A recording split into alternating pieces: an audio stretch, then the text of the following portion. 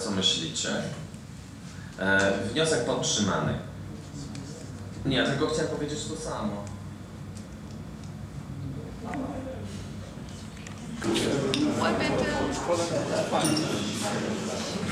Okay, this is a short story called Tete. Travelling across town by the underground, Nelly began to suffer so pressing, so suddenly urgent a need to urinate, that he was forced to get off 2 stops previous to his usual.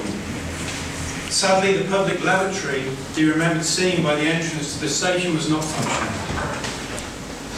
So Nelly decided, as it was early, and there was hardly a soul about, that he would quickly urinate into the street, into a drain in a portion of the road that he had noticed had subsided considerably. That it had to be illegal, like drinking in public, and the piss continued yet, unabated despite his unease, as the shutters came up on richer sounds. Neddy felt hot under the collar. My God, this was the war and peace of all pisses, the infinite jest. Where was it all coming from? He felt like a leaking boiler, a hole in the dike. If anything, the velocity had increased. He noticed that the drain at the bottom of the depression in the road was blocked, probably owing to the recent storms, and his piss had already flooded out into a little pool. A bendy bus came steadily round the corner and stopped, as fate would have it, at the traffic light a few yards away. Luckily he saw it was only half filled, but a trio of schoolgirls were staring at him in disgust from the only glass window. Neddy tried to turn the opposite way, but only succeeding in showing himself to the free newspaper distributor at the entrance to the tube. Turning back suddenly, Neddy stumbled for a moment, and his foot slipped off the curb and splashed into the pool of his own piss around the blocked drain. All this time the piss continued, like a second Nile, and Neddy really began to panic. More and more commuters were arriving and departing now as the rush hour began in earnest, and still the piss continued. "Do you bloody well mind?" shouted an old man from over the road. "Filthy animal!" Then Neddy noticed that the pool of urine at the drain was beginning to lap at the top of the curb. What was happening to him?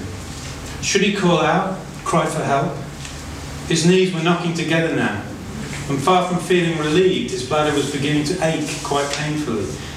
He felt a little faint and thought he would like to sit down, but could not while the piss continued to flow. At first they muttered and mumbled. Some laughed and called out to him, but gradually they were silenced as the minutes dragged on. He looked up at the clock above the jewellers and saw that he had been pissing into the road for 45 minutes. On it came, a flood whose force refused to slacken, and the lapping tide in the hollow around the drain now breached the pavement's edge and flowed around his Dunlops. He heard the crowd moan in disgust and stepped back a pace. Now, as he feared, 2 policemen arrived and tried to break up the crowd. One of them tried to approach Neddy, but could not bring himself to walk through the pool of piss that surrounded him. "Cut that out, you," he demanded. "He can't help it, mate," said a bystander. "He's been at it for nearly an hour." Neddy thought it was the newspaper distributor. Now he saw there was a crowd on the other side of the street as well. He tried to retreat inside himself, imagine taking a bow, provoking applause when the thing finally finished. After all, it had to finish sometime, didn't it? He swung his backpack around with one arm and after a tussle managed to locate his thermos. He left off directing the jetted piss and unscrewing the cup at the top, poured himself some tea and gulped it down, all much to the amusement of the crowd, some of whom really did applaud, half-heartedly, as they would a half-decent juggler. At first, because of the pain, Neddy only half noticed a young man further along the opposite side of the street. Neddy thought he was a drunkard or a madman, because he had unzipped his trousers, and he too was urinating into the street. But as he focused through the pain, Neddy could see that the young man was as shamefaced as he himself must be. Their eyes met in a brief moment of shared anguish, and then they both, at the same time, saw a third man, an old gentleman in a grey suit, pissing into the road in exactly the same way. Neddy turned, looking back towards the tube station, and saw that several men were relieving themselves against the wall of the broken lavatory. The policeman had disappeared. Outside Greg's, an Indian woman had squatted down with lifted sari. He saw a line of pissing baristas outside the corner Costa. A great stench of piss filled Neddy's nostrils as he heard the splash of urine on concrete slabs coming from all around. A mother held her daughter's hand as they squatted side by side outside an early learning centre. An old lady in a wheelchair, piss cascading down brown stocking legs and beige crocs as a helper pissed uncontrollably, both hands grasping a traffic light. All the cars and buses had stopped on the road, and the drivers and passengers pissed without let up into the rising lake that was already lapping at the hem of Neddy's jeans. He was beginning to lose consciousness and tried to edge backwards as he pissed, so he was higher up the curb. Perhaps he could make it to a bench before he collapsed, but the throng of people were now at his back. More and more were pouring out of shops and trains and houses, pushing Neddy inexorably back towards the deepest part of the street. And this story is based on an experience I had working for a very well-known young British artist. Anyway, we'll get straight in. This is called the PA. The establishment of Frau M is what one might call strictly informal. She is by no means a stickler for rules of cleanliness or order, but things should always be put in their rightful home, and at no time should the place be unpresentably dirty, not at all. Once a week, either Vilma or I will run a vacuum cleaner into every corner and pass a cloth over all the surfaces. Glass to be kept free from smudge and dirt, floors spotless. Nothing too severe. This level of informality is a common feature of life on the Zetstrasse and adds to a general feeling of contentment, brought only by Frau M's very occasional, sometimes dramatic, though usually fully justified changes of mood. The house itself consists of cellar, ground, first and second floors. There is a small garden at the back, unusual for Berlin and rarely used. The ground floor serves for the everyday functionings of the house. There is a dining room where Frau M breakfasts, a front room for entertaining guests, and a generous kitchen. The first floor is the beginning of Frau M's private domain, and she is a very private person. When she has breakfasted, always modestly, a hot roll, an egg, soft-boiled, no longer than 3 minutes. Coffee and perhaps a little fruit in summer. I soon get into the habit of copying this routine, as I had many other aspects of her life. Up until quite recently, at some point towards mid-morning, just after her second breakfast at 11, I would be summoned into the day room to be beaten. This would usually be undertaken with a regular gentleman's walking stick and would not take longer than 5 or at the most 10 minutes. In fact, though I say 10 to be completely precise, the longest I ever counted was exactly 9 minutes and 25 seconds, but that was really something of an aberration, as I know for a fact that on that day Frau M had found me particularly disagreeable. At first, I much preferred the routine of these beatings to the more irregular humiliations. Certainly in the early days of our working relationship, when I did not fully understand Frau M or see things entirely from her perspective as I do now. With more experience, I find I have come around to the opposite view entirely, and anyway, Frau M's initial enthusiasm regarding the application of the walking stick soon began to fade. Why it lost its novelty, one can only speculate. I would never attempt to anticipate Frau M's motivations. But I might hazard the guess that there is only so much one can do with a simple beating. Only so far one can go. It must be that one never really gets under the hide of the one being beaten, never really truly penetrates to the bone, no matter how hard one goes at it. The humiliations, however, offer a much more diverse and tangential method of levelling a bothersome underling. The circumstances, if it is well and thoughtfully done, are never the same way twice. One can really get to the meat of an issue, and this Frau M is always quick to do. Indeed, this process was very quickly to become what she would refer to as her métier. Frau M is an artist of great genius and social standing. She numbers among her many acquaintances not only prominent filmmakers, theatrical producers and musicians, but also financiers, politicians and even the mayor of Berlin, who's a great supporter of her work.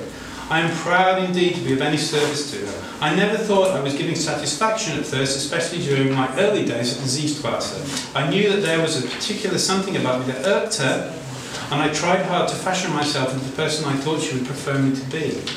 However, I failed in this endeavour constantly, consistently. Her beatings would see me crying like a silly child, running into corners, hiding under the chaise longue, all the while trying to put some distance between my person and the blows Frau M rained down on me. I was sure that my infantile reactions were infuriating her all the more, and I tried hard to summon up the necessary resolve to simply stand there and take my punishment. It is true that I have always had a terrible dread of being beaten. I began to think that I was constitutionally unsuitable, and that I had been brought up to be a shirker. Luckily though, when I plucked up what courage I had and voiced these fears to Frau M, she told me that on the contrary, she enjoyed my reactions immensely. This was before she became rather tired of the simple physical aspects of castigation, and hated to think of my just lying down and letting myself be kicked about like a dog. The whole thing would lack the requisite amount of relish, she said, like shooting fish in the proverbial barrel.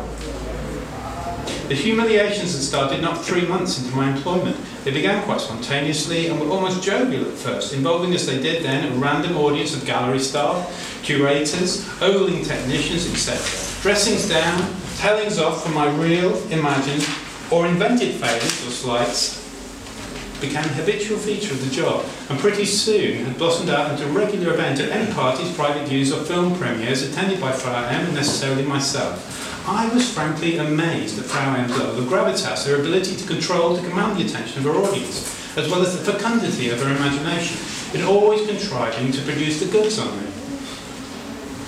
After about a year of this, I find I'm beginning to wonder, to worry for Frau M's sake about how much further she might go. How much is there left? Frau M, in her approach to each performance, and performances is what they've now become, is so expert at never travelling down the same road too often, always keeping me surprised and on the back foot. And yet I feel that once she has pulled down whatever lies at the centre of who I am, whether you call it a soul or not, I don't really know, but once that is fully shaken into ruins, what then will remain for her?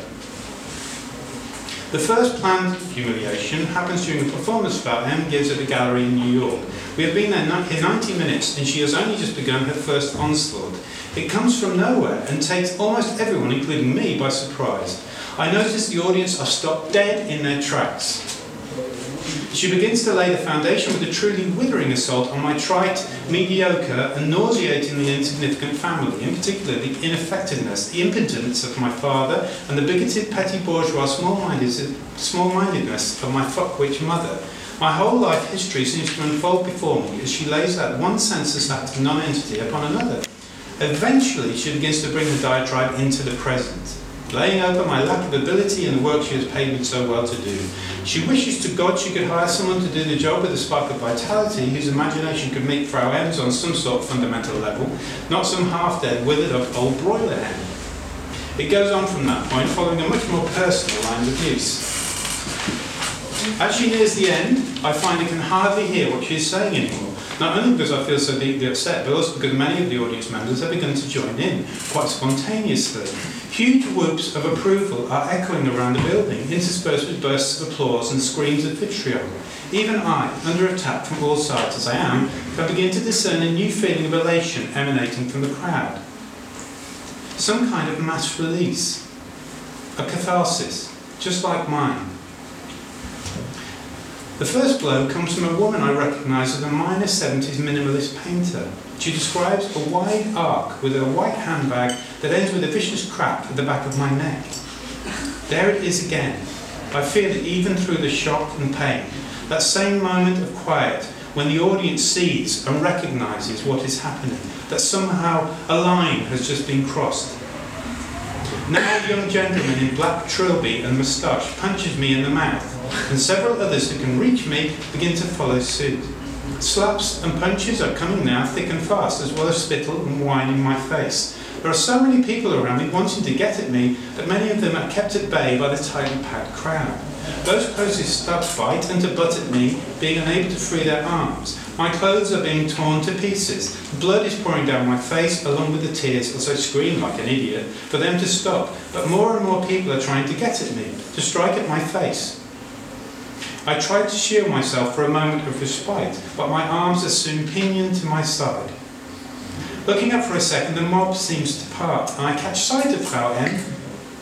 She is quite relaxed, talking to a well-known curator and drinking a glass of what looks like her favourite, Prosecco. As far as I can tell, her part in the performance is at an end. Now the crowd closes up again, and I sense a new resolve pass among my attackers. Punches fall on me from all sides. I have begun to lose consciousness and feel myself falling to the floor. Hundreds of pairs of feet begin to stamp on me as hard as they can.